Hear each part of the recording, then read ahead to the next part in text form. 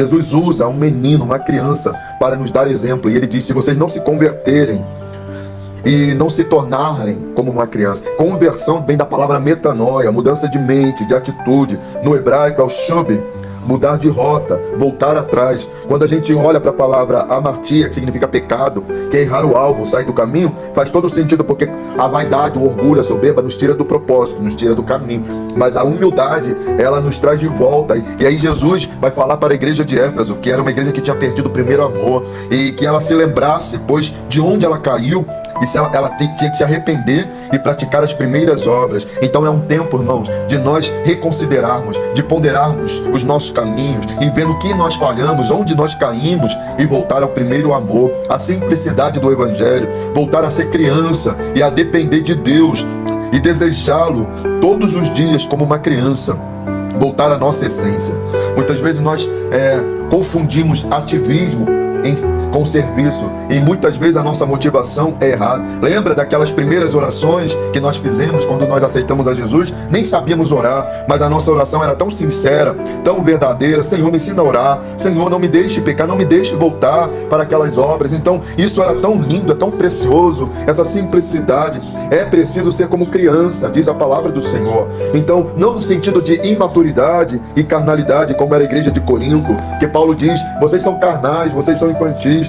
Paulo chega a dizer na carta do amor, em 1 Coríntios 13, versículo 11: quando eu era menino, fazia coisas de menino, sentia como menino, pensava como menino, mas agora que eu me tornei adulto, acabei com as coisas de menino. Tanta gente na igreja, mas não amadurece, continua cometendo as mesmas coisas de criança mimada, crianças que querem todo o centro, todo o foco para eles. Não é sobre nós, é sobre o reino de Deus, é sobre Cristo Jesus e a sua vontade. Muita gente, Paulo diz assim: sejam meninos na malícia, adultos no entendimento. Tem gente que é muito malicioso, carnal, e o ágape não suspeita mal.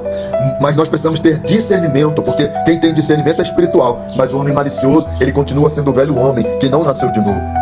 Precisamos ser criança na dependência.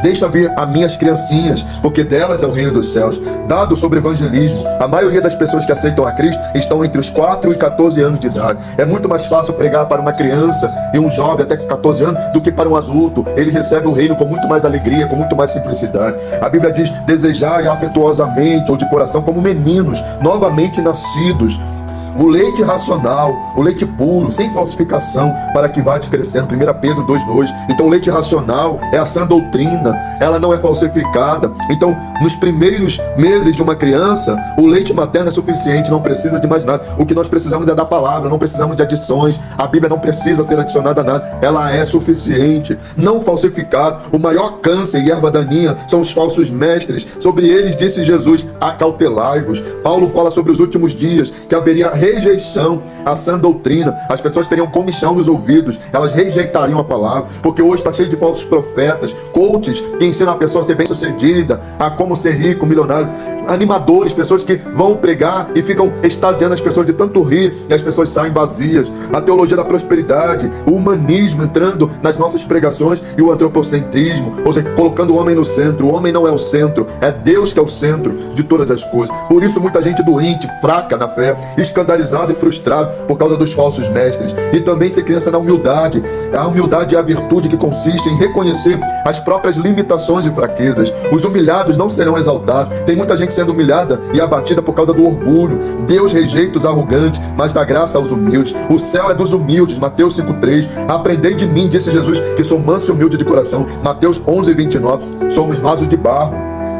Nós não somos supercrentes, carecemos da graça de Deus. Sem Cristo nada podemos fazer. Jesus disse para Paulo: a minha graça te basta, porque o meu poder se aperfeiçoa na fraqueza. E ele vai dizer: de boa vontade me gloriarei na minha fraqueza. Não é a fraqueza de caráter, a pessoa que peca e não tem temor. É a fraqueza da nossa humanidade. Nós não temos controle sobre a vida, nós não temos controle sobre enfermidades, nós somos frágeis, dependemos de um Deus forte, e nele somos mais do que vencedores. Tudo podemos naquele que nos fortalece. Então, meus irmãos, para concluir, voltemos à essência do evangelho, ao primeiro amor, a ter fome e sede de Deus, a ser como um filho que espera o seu pai chegar e faz festa, não um filho interesseiro que só busca Deus em prol de bênção, de milagre, mas quando as coisas estão boas, nem se lembra do Criador. Mas aquele filho que quando o pai chega, ele se alegra pela presença do seu pai. Que a presença de Deus seja suficiente para que a nossa alegria não dependa de mais nada, a não ser da presença do nosso Pai, que nos supre em todas as nossas necessidades. E aí, querido, fazer como